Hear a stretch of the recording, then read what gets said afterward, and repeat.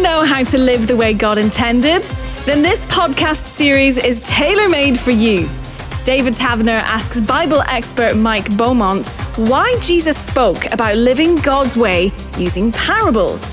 And Mike will sum up what this means for us today in just 3 words. This time we're looking at Jesus' parable of the lamp and light. Is he still talking to the same group of people? Yeah, we're carrying on very much from what we looked at in our previous episode, which is Jesus' teaching and the Sermon on the Mount, that area just to the west of Capernaum that he'd made his base when he moved from his hometown of Nazareth. And we saw previously how he taught his disciples with an extended crowd beyond that about what life looks like for those who are followers of him. And it started with the Beatitudes and then followed up with what we have as his first parable, the one we looked at last time, which was the parable of the salt of the earth. And the parable that we're looking at today is very much like a flip side of that one. It's an obvious sort of second parable, similar themes, different picture, but similar theme to reinforce the message that he wanted to get across. Well, let me read the few verses from Matthew's Gospel, chapter 5, verses 14 to 16, where Jesus then continues by saying, "You are the light of the world. A town built on a hill cannot be hidden. Neither do people light a lamp and put it under a bowl. Instead, they put it on its stand, and it gives light to everyone in the house. In the same way, let your light shine before others, that they may see your good deeds and glorify your Father in heaven." How would his audience have received that? Well, I think it would have been shocking. Very often we become so familiar with these parables. And the trouble is we often just pick them out and out of context. But this would have been utterly shocking. Now, who is Jesus speaking to? As we said last time, it's primarily his own disciples. What were they? Former fishermen, working people, a tax collector, a former zealot, ordinary people of life. The crowd beyond, ordinary people. So Jesus is addressing here the ordinary people of his day. And he's looking at these ordinary people who probably feel life carries on the same from one day to the next. And he's addressing them, looking them in the eye and saying, hey, you're the light of the world. Not the great luminaries of life.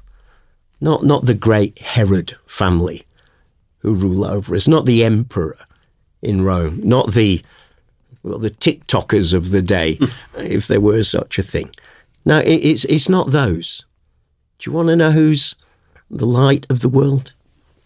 You are. Ordinary people like you who've made the decision to walk with me. And that word you, by the way, in the Greek language, the Gospel's written in Greek, and that word there is emphatic. So he's really wanting them to understand, hey, you can almost imagine him pointing at you individually. Hey, you are the light of the world. Not them. Not the big wigs out there. Still today. Who's the light of the world? Not the TikTokers, not the influencers, not the great and good and beautiful of the world. You, ordinary people. You, the ordinary followers of Jesus. You're the ones who can make a real difference. You're the ones who are the light of the world, not them. I suppose, cynically, you could think this is what, towards the beginning of his ministry, he's attracting the crowds.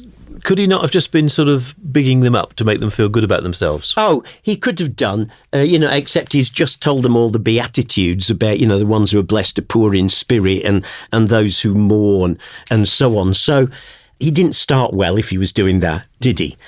And the thing is, we know about Jesus, the last thing he ever did was to butter people up.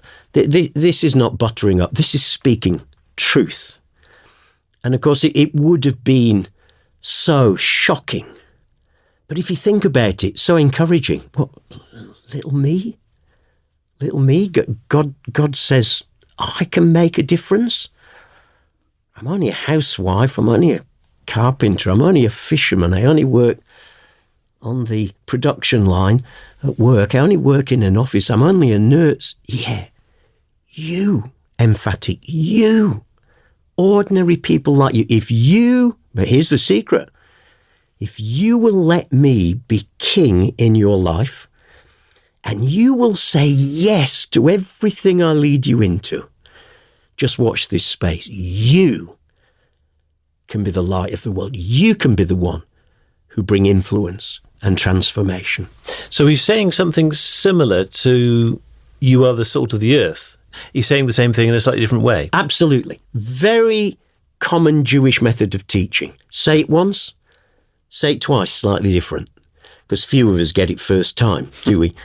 And so that's exactly what he's doing. And these two, we had to split them up just so that we could look at them. But they are back-to-back parables. You're the salt of the earth. You're the ones who can stop the rot and bring the flavour. And you're the light of the world. You're the ones who can bring God's light into dark situations. Of course, him saying that implies immediately that the world around needs light. And of course, the world around is very good at thinking we've got all the answers. Thank you very much. And it was the same in those days as today. You know, we're in light and we've got all the answers. And Jesus is saying, no, actually, they're in darkness. But you know what? I'm sending you into it. And you're going to carry the light. You're going to show people what truth is and the difference that truth makes. I'll come back to that in a second, but I do want to ask you that this series is about the parables of Jesus, and I thought a parable was a sort of story, and this isn't a story, is it? No, it's not.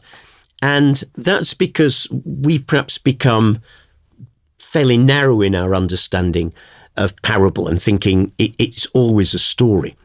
Our English word parable comes from two Greek words, parabole, alongside, throw down, to put something alongside. And so it's anything, story, picture, image, one-liner, saying that comes alongside something to unpack it, unfold it. The Jews had a strong tradition of this sort of thing. They had a word for it, the mashal, and that could mean anything from story saying, proverb, witty saying, comment, advice for life. It's quite broad. So a parable doesn't always have to be a story. I suppose maybe we could say it's a picture. And so the picture can take the form of a one-liner, a short story, occasionally a more lengthy story. So it's a picture of what life is like in God's kingdom and what that king wants for us and through us. So this picture language then, Jesus goes on to say, after saying, you are the light of the world, a town built on a hill cannot be hidden. Neither do people light a lamp and put it under a bowl.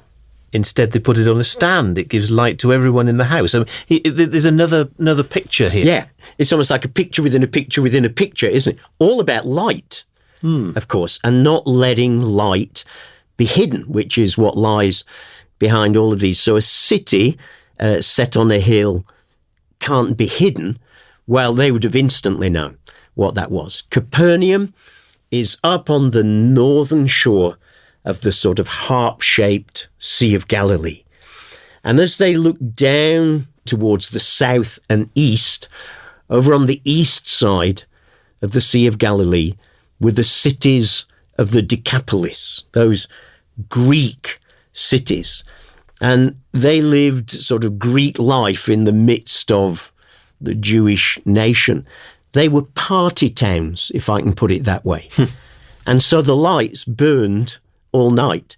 Think of, if you're in Britain, think of Blackpool lit up with its illuminations. If you're in America, think of Vegas. These sort of party towns, party cities. And the cities of the Decapolis were the party towns of the day where the lights were kept burning. 24/7. Absolutely. So he's thinking of that. They would have instantly thought of that. A city set on a hill can't be hidden. You know those cities over there, when their lights light up at night? Oh my goodness, they shine, don't they? And the darkness doesn't stop them. Actually, the darkness makes their light be seen all the more. That's what I want you to be like, Jesus is saying. I want you to be like a city that's set on a hill. And then slightly different picture again, one perhaps a little bit more to hand.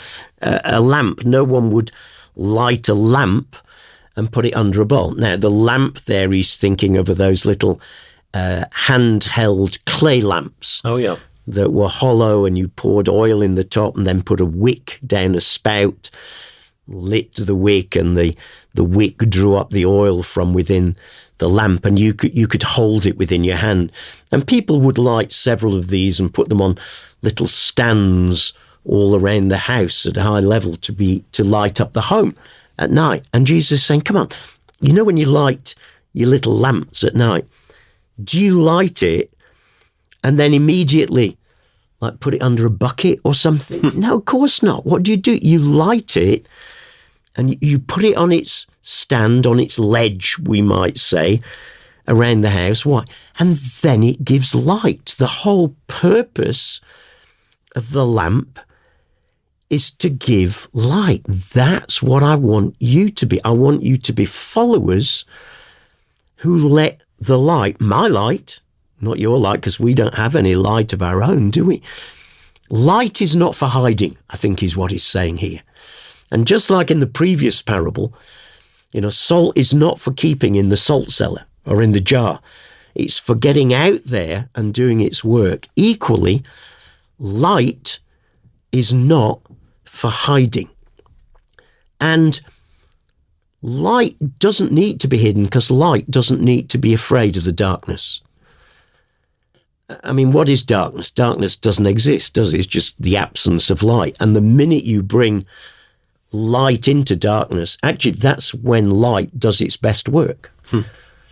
You put a torch on in a brightly lit room, it makes no difference whatsoever. Turn all the lights off and put the torch on, and that tiny little torch with its tiny little batteries and tiny little bulb can make a huge difference in a dark place. Light does its best where it's dark. Now, I think that's a challenge for us as Christians today. Very often as Christians, we want to, understandably, I think, retreat from dark places to where it's safer and more comfortable and easier to live.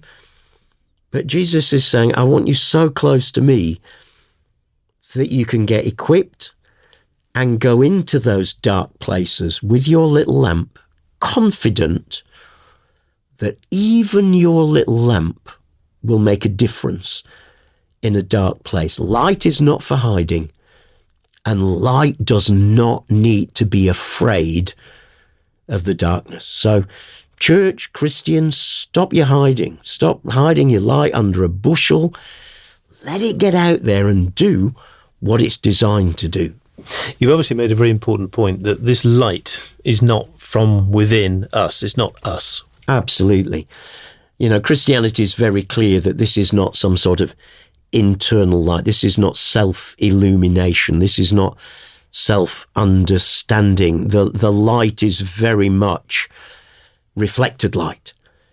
And that light is the light of Jesus. It was Jesus said on one occasion, I am the light of the world in John chapter 8. He said that on the occasion of the Festival of Tabernacles. And Tabernacles it's a week-long festival, and there were rituals that involved both pouring out of water and the lighting of lamps every day for 7 days until the last day of the festival, when there was no water poured out and no lamps lit. And on that day, the last and greatest day of the feast, John calls it, Jesus stood up and said in a loud voice, when he starts this teaching, anyone thirsty, let him come to me and drink. And he teaches that I am the light of the world. On the day when religion doesn't light its candles, on the day when religion has no water to offer, Jesus stands up and says, do you want light? Do you want water? Come to me. You won't find it in religion, but you will find it in relationship. You will find it in relationship and friendship with me. So it's as I come to Jesus, as I see him and start engaging with him, it's his light that starts to get reflected in my life. I suppose it's a bit like the moon and the sun. You know, the moon has no light, we know, of its own. All it does is what reflects the sun's light. But I'll tell you what, on a clear night, it does an amazing job. And Jesus is saying that's what I want you to be like. It's as if he is the sun. And the closer you are to him and the less obstructions there are between sun and moon, the more the moon is able to reflect more brightly that light of the sun and light up in an amazing way. Jesus says, that's what I want for you. Stay close to me and you will be able to reflect my light into this dark world. When Jesus said, I am the light of the world, that was an outrageous claim. He didn't say, I am the light of my followers, or I am the light of God's people. I'm the light of the world. Yeah, making huge claims there. I think for two reasons. First of all, for a Jewish thinker, there was only one person who was light and gave light, and that was God himself. God is there in Genesis chapter 1 from the beginning, and he speaks and brings forth light. Light was seen as coming from God and God alone. That's why John begins his gospel with, in the beginning was the Word, and the Word was with God. He was with God in the beginning. In him was life, and that life was the light of men. And so, in a subtle but quite eye-punching way, Jesus is saying, when he claims to be, I am the light of the world, he's saying, you do know what I mean by that, don't you? I'm actually claiming to be no one less than God himself. And that's who we as Christians believe who Jesus is. He is no one less than God come into this world. And I am the light of the world. You're right. It doesn't say, I'm the light for my followers. I'm light if you choose to see me as the light and want to follow me. He is light, whether we want to accept it or reject it. Lots of people hear the teaching of Jesus on things and think, well, I reject that. Interestingly, most rejections come not because of philosophical, intellectual argumentation. They come because it touches something in your life that you don't want to change. And yet here is Jesus claiming to have the light of God, to be able to see things as God saw it from the beginning because he is God, to see how humanity was created to be, how humanity works at its best when it puts God at the center of everything. And Jesus comes into this dark world and says, you're all in darkness without me, no matter how clever you are or think you are, no matter how high and mighty you think you are, how much money you've got, no matter how many insights you think you've got, you're in utter darkness without me. But let me in, and I can start to bring light that is from God himself, so you can start to see first yourself as you really are. Because it's in seeing who we are and how we are that we can start to change. Second, you can see who God wants you to be. And then third, you can start a journey with me from where you are to what God has got for you. And that is exciting. But to do that, we have to respond to the light of life and then become reflectors of that to others ourselves. In our modern world, we're so used to, electric light, switch it on at the wall or whatever. But back then, I'm imagining, as you said, with their little small stone ceramic lamps, you only need a small amount of light to break into that darkness. Absolutely. The smallest amount of light chases away a huge amount. of darkness. Again, think of the example of the torch. Anyone who's had a little torch at night will know what a huge difference, a tiny 3-inch long torch with a couple of tiny batteries inside it, tiny bulb, can make a huge difference. It can light up the path. And of course, the thing about light is it both shows you the way and exposes what's hidden. So even the smallest amount of light can bring huge impact into the darkest of darkness. Which is so encouraging for the individual, both then and now. Absolutely. Dark never wins. I mean, if there's a battle between dark and light, which wins? Light does. Light always penetrates dark. Dark has to recede.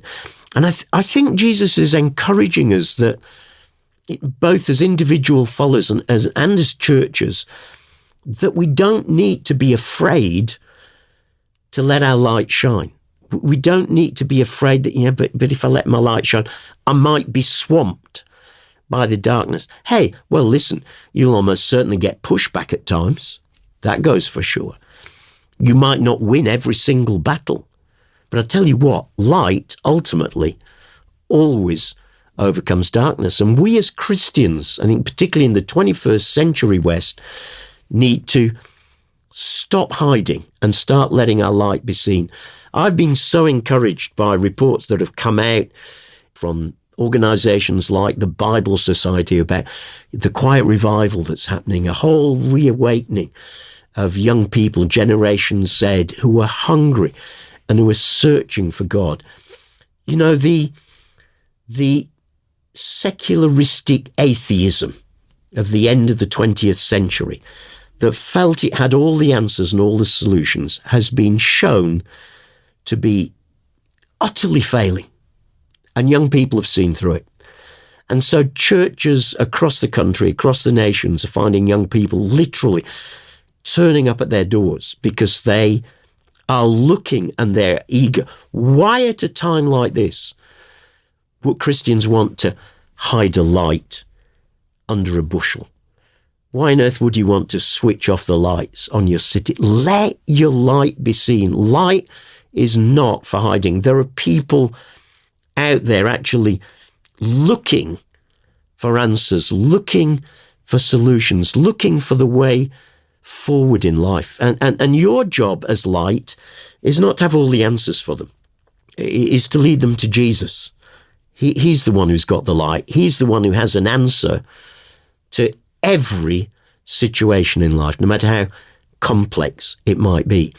He's the one who can, here's the flip side of light, light exposes as well. It shows the way ahead, doesn't it? And that's why sometimes people react against it.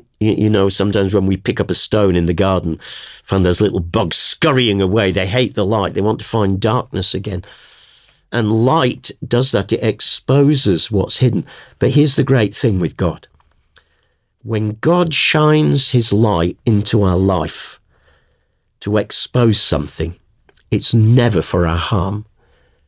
It's always for our good. It's never to say, aha, caught you out, David Taverner, with that secret sin and that thing that you've been pursuing all your life. It's to say, hey, David, this is here, isn't it? You know that could change, don't you? You know you could bring that to me. You know we could walk out of this together. Yeah, I know you've lived with it for a long time. God always exposes things in the darkness because he knows his light is better. His light can fix it. Never be afraid when Jesus shines his light onto an area of your life that you would rather have kept hidden. It's only ever for your good. I'm particularly interested to ask you about verse 16, actually, where Jesus actually goes on to say, in the same way, let your light shine before others, that they may see your good deeds. Now, I'm interpreting that as, well, that's to let people see how wonderful I am. Yeah, well, you need to read the end of the sentence then, don't you, David? That they might see your good deeds and glorify your Father in heaven. So there's the other part, which I knew you deliberately kept back, of course, to give me a great line in there. Is it so that people will think how good you are? No, absolutely not. This is not the point of it. That, of course, was where the Pharisees went wrong, which is why Jesus and them clash so often. They wanted people to see their good deeds and say, oh, look at him. Isn't he wonderful? What a great person. And they could stand on the street corners holding their robes, lifting their heads and saying, sorry, what was that again? What was that again? Yeah, you're right. That's the very last thing that Jesus wanted. And in the Gospels, we find him challenging Pharisees who love standing on street corners, praying to be seen and all these sort of things. No. Does God want us to be good people? You bet he does. Because being a good person is better than being a bad person. But he wants us to be good through this light shining through us. So remember, it's his light. So it's not our intrinsic goodness. Anything we do that's good is because he's put good in us, and it flows out. It's like he's lit the candle within us, and it can't help but shine out now. And he wants it to shine out and for the goodness to be seen, so that they may see your good deeds and glorify your Father in heaven. So they can look and think, why are you doing this?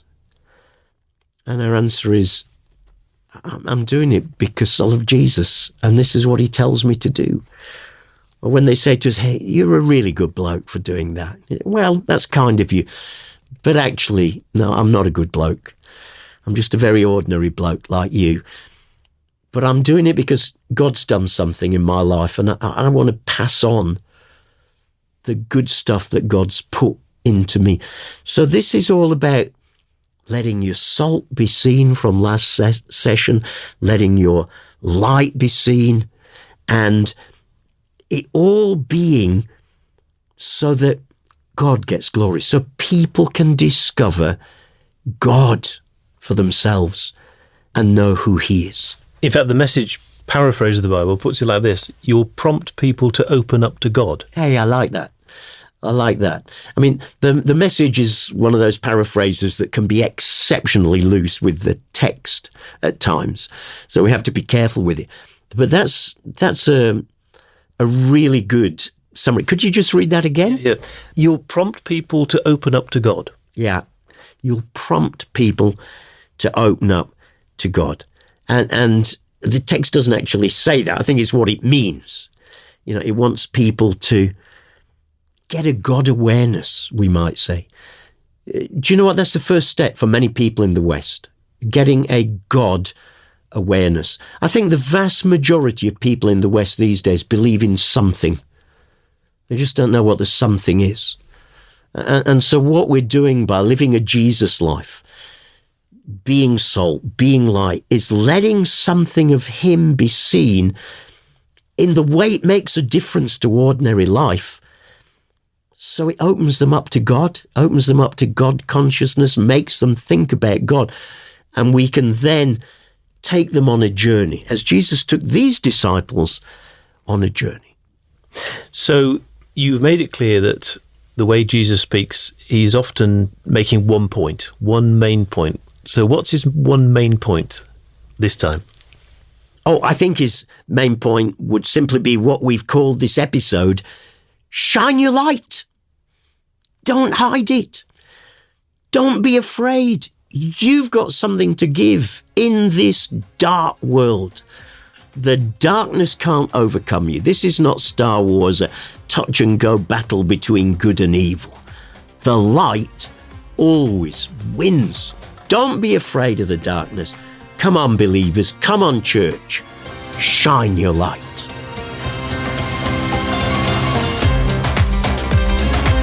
Bible expert Mike Beaumont explaining the parables of Jesus to David Taverner. Bible Parables in 30 Minutes is just one of a series of podcasts from Mike and David that help to make sense of the Bible, some of them recorded on location in the Holy Land and beyond. You can check them all out on the easy-to-use app UCB Player or wherever you listen to your podcasts.